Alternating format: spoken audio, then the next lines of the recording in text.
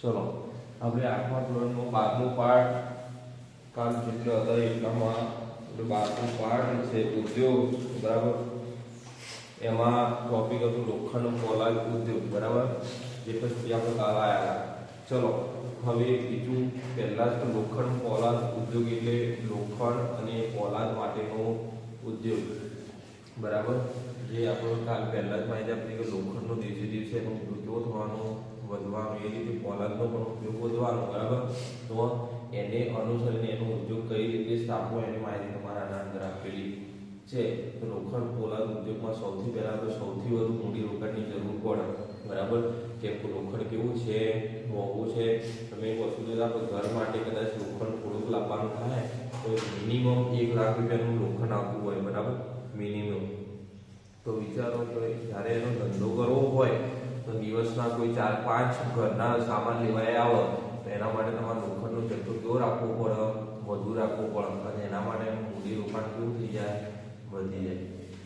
ત્યારે જ્યારે લોખંડનો રોજગાર કરવો હોય ને, હવે જ્યારે લોખંડનો ઉદ્યોગ કરવો હોય એટલે પહેલાં તમને એ તો વસ્તુ ખબર છે કે લોખંડ પોલાદ એવી વસ્તુ છે જ્યારે આપણને શુદ્ધ રીતે મળી આવતી નથી.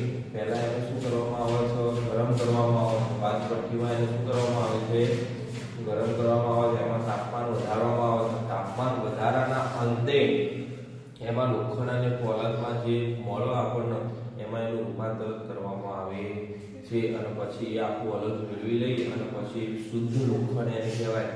તો જેને ગરમ કરી મેળવી એને શુદ્ધ લોખંડ, અને આ લોખંડનું પાછું ગરમ કરી અને વિવિધ આકાર એને આપવામાં આવે છે. જે જરૂરિયાત મુજબના જે સાધનો હોય એ બનાવવામાં આવે બરાબર. જે પ્યોર શુદ્ધ લોખંડ હોય એના અંદર કદી મોસ્ટ ઓફ એટલે કે 99% એના અંદર કાટ આવતો નથી. કેમ કે કેવું છે, શુદ્ધ લોખંડ છે એટલે એના અંદર કાટ આવતો નથી.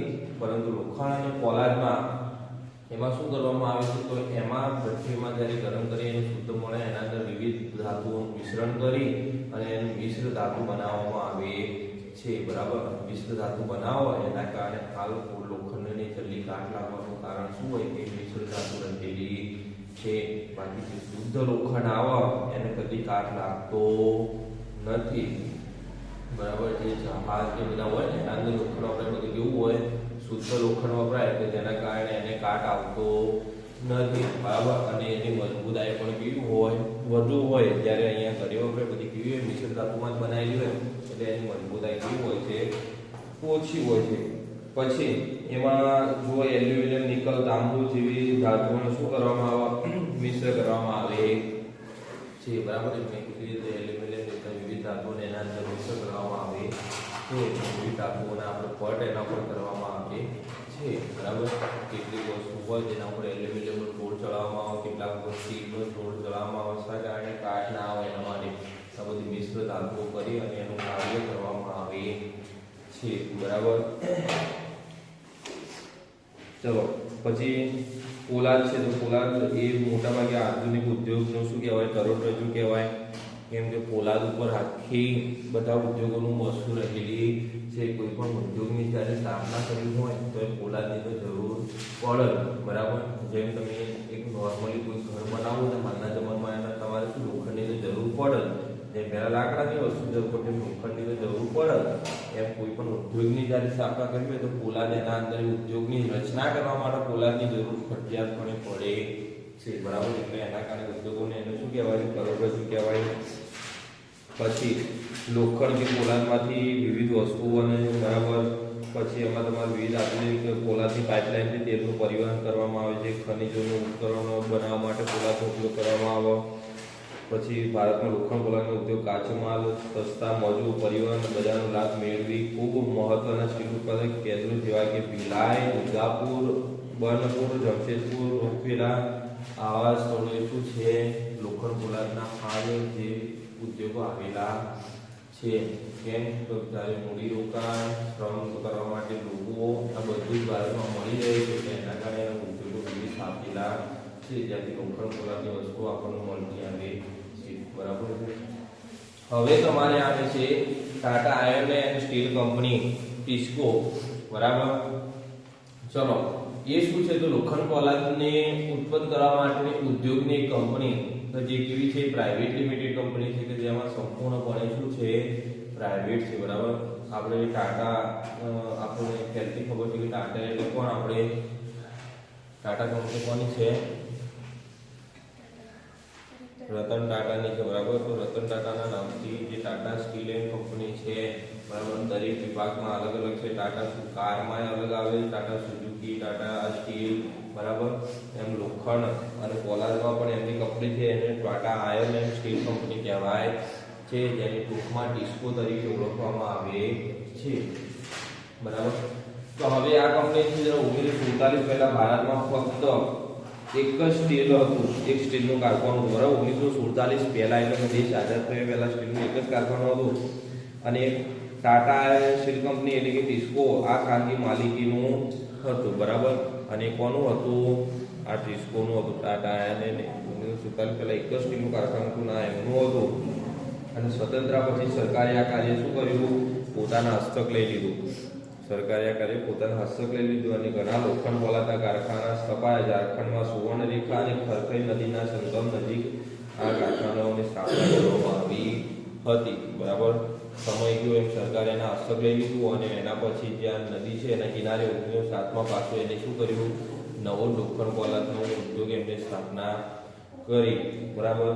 અને 1912 પછી સ્ટીલનું ઉત્પાદન કેવું થયું, વધવા લાગ્યું. ચલો પછી એમાં તમારે છે કે એના વિવિધ જેને બંગાળ નાગપુર રેલવે સ્ટેશન માટે સ્ટેશનથી 32 કિલોમીટર દૂર હતું. હવે જો લોખંડ પોલાદ ઉદ્યોગ સ્થાપન કરે બરાબર, એટલે એના માટે દરેક વસ્તુઓ તમારે ભઠ્ઠી એટલે ગરમ કરવા માટે જોઈએ, એના અંદર કોલસાની બધી જરૂરિયાત પડે બરાબર. તો એના માટે તમારે જ્યાં ઉદ્યોગ સ્થાપ્યો એની આજુબાજુ કોલસો ને બધું હોવું જોઈએ.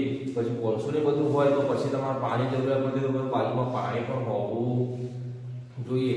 પછી પાણી છે, કોલસો છે, પછી એ વિસ્તારના આજુબાજુ મજૂર પણ હોવા જોઈએ કે જેથી તમે તમારા ઉદ્યોગમાં એને તમે મજૂર તરીકે કામ કરાવી શકો છો.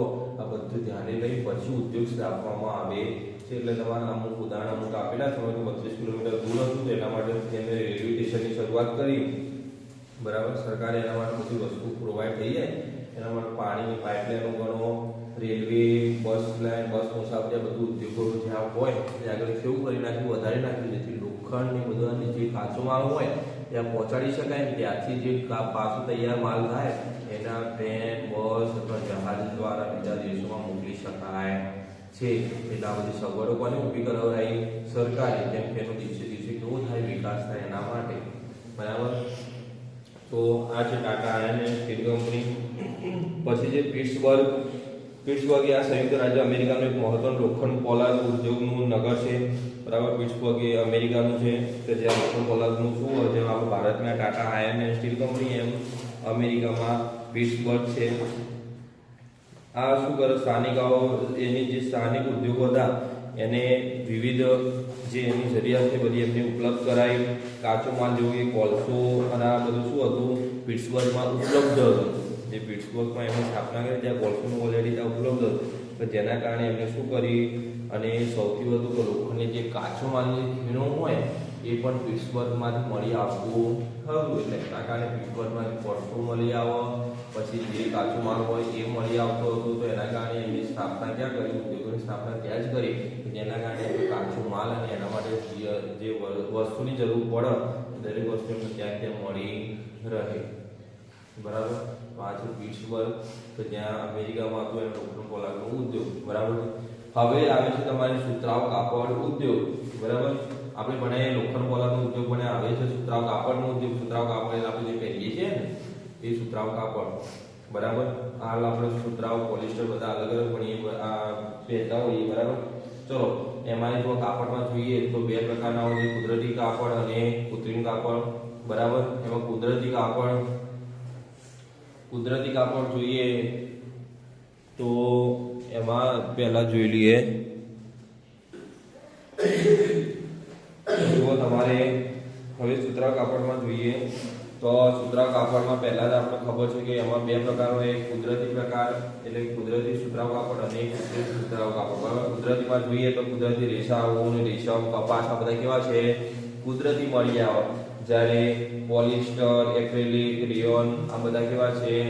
કૃત્રિમ બનાવે છે કે જે માનવ સર્જિત દ્વારા બનાવવામાં આવે છે. હવે સુતરાઉ કાપડ, તો ભારત સુતરાઉ કાપડમાં પહેલેથી જ આગવું સ્થાન ધરાવતો, બરાબર. તો ભારતમાં સૌથી પહેલા તો જે વણાટકામ તરીકે તો આ તો હવે મશીનરી આવી, ત્યારે પહેલા હાથ દ્વારા સુતરાઉ કાપડ તો શું હતું? રેસાઓ જોડી વણાટકામ કરવામાં આવતા, વિવિધ વસ્ત્રો બનાવવામાં આવતા, જે ભારતમાં ખૂબ જ પ્રચલિત હતા.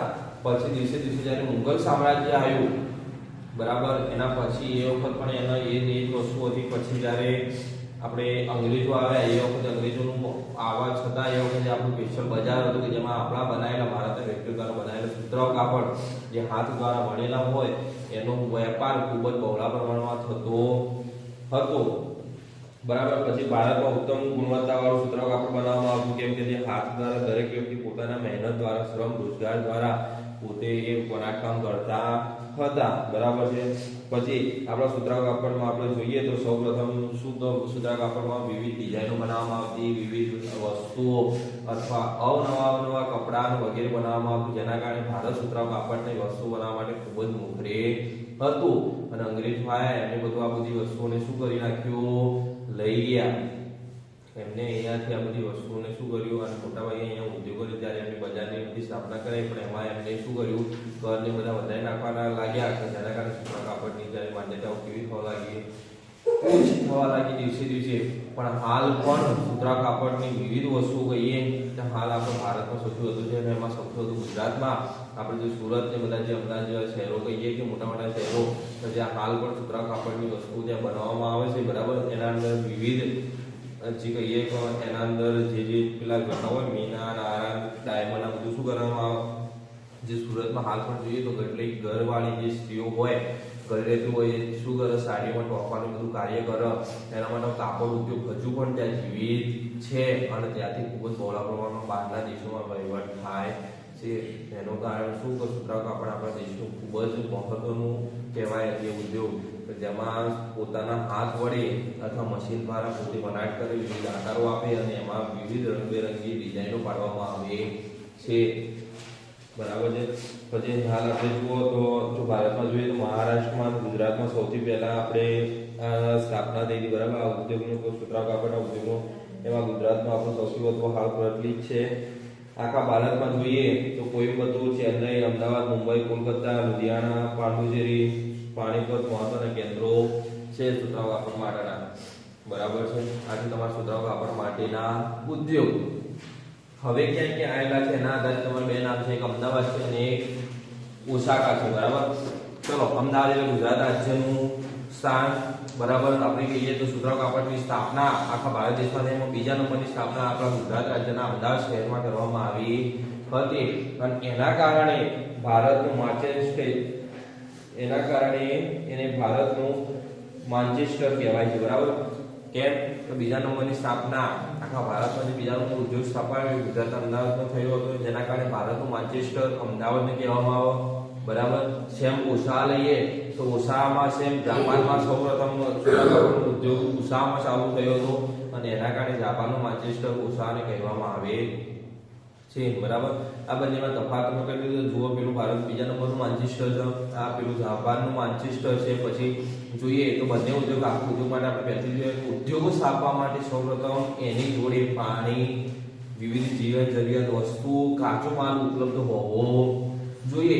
પછી તમે ઉદ્યોગ અહીંયા સ્થાપો, તમારે કાચો માલ બહારથી લાવવો પડે, મજૂરો બહારથી લાવવા પડે, વેચવાનું બહાર થાય તો તમારે કેવું થઈ જાય? એમાં શ્રમ અને મૂડી કેવી થઈ જાય? વધી થઈ જાય. તો જેટલી વસ્તુ તમે જ્યાં ઉદ્યોગ સ્થાપો એની નજીક હોય તો એટલો તમને ફાયદો ત્યાં થશે, બરાબર. તો એના કારણે શું થાય? તો જ્યાં નદી આ બધી વસ્તુ હોય તે બધી ત્યાં ઉદ્યોગો સ્થાપવામાં આવતા, ને આ બે ઉદ્યોગ એટલા માટે ત્યાં સ્થાપવામાં આવ્યા કાચો માલ ને બધું આસાનથી મળી રહેતું હતું, પ્લસ દરિયા કિનારા અથવા નદીના કિનારે આવેલા સ્થળો હતા કે તેના કારણે ત્યાંથી શું હતું? માલ સામાનની ફેરબદલી વધારે થતી. હાલ આપણા અમદાવાદ ભલે ગાંધીનગર, પાટનગર છે, પણ અમદાવાદમાં ટ્રાન્સપોર્ટેટર વધારે છે, કારણ કે અમદાવાદમાં વિવિધ કંપનીઓ અને ઉદ્યોગો આવેલા છે કે જેના કારણે ત્યાંથી રેલગાડીઓ ગણો, બસ માર્ગ ગણો, જહાજ, કોઈ પણ વસ્તુ દ્વારા એમાં શું થાય છે? માલ સામાનની અહીંયા જે જગ્યાએ બીજી જગ્યાએ એનો વેપાર થાય છે. તેવી રીતે સુરતમાં પણ, બરાબર, દરિયા કિનારા દ્વારા એનું શું થાય છે? આ કિનારેથી પેલી કિનારે લઈ દેશમાં બીજા દેશમાં શું થાય?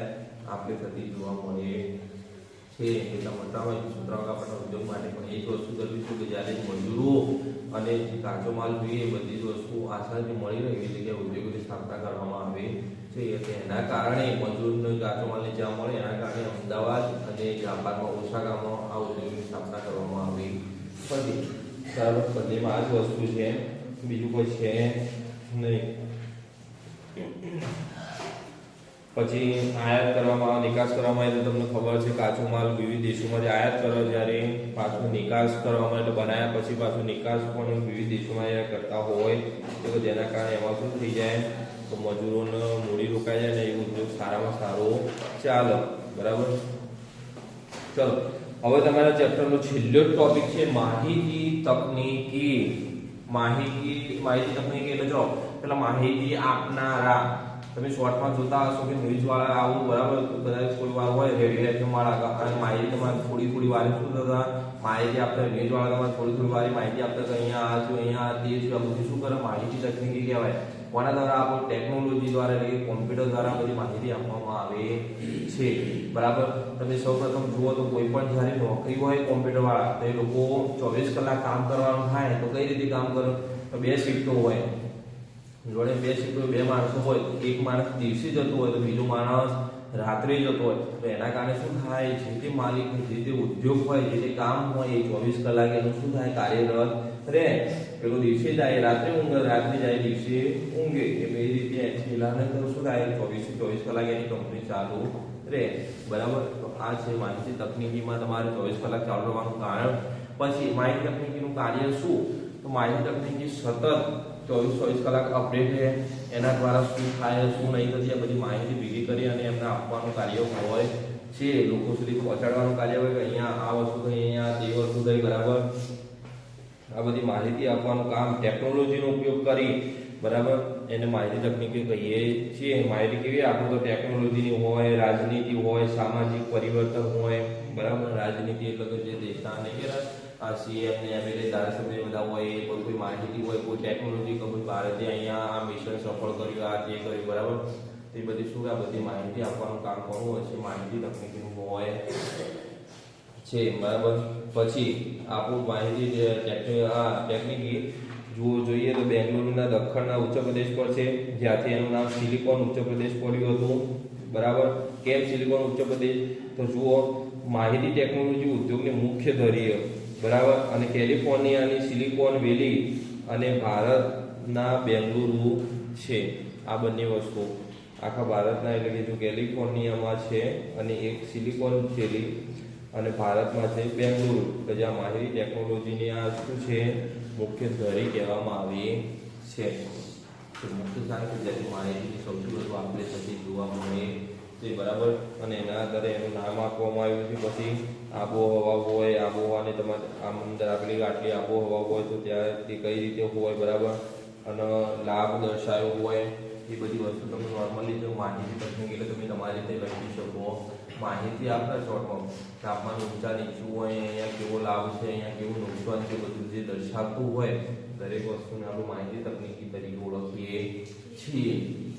બરાબર, ચલો આટલે સુધી આખા પાઠ તમારો થઈ જાય છે પૂરો એટલે સુધી ખબર પડી હોય.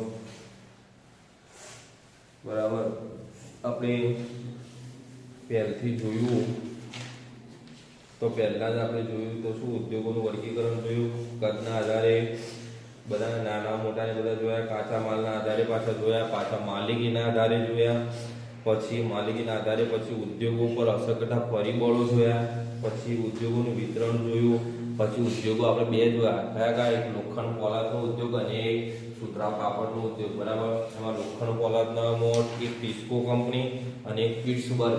બરાબર, ટિસ્કો ભારતની અને પિટ્સબર્ગ ક્યાંની છે અમેરિકાની. એ જ રીતે સુતરાઉ કાપડમાં ભારતનું આપણું ગુજરાતનું અમદાવાદ અને જ્યારે પેલામાં ઓસાકા જે જાપાનનું છે. બરાબર, આ બધું આપણે યાદ રાખવાનું છે. ઓકે.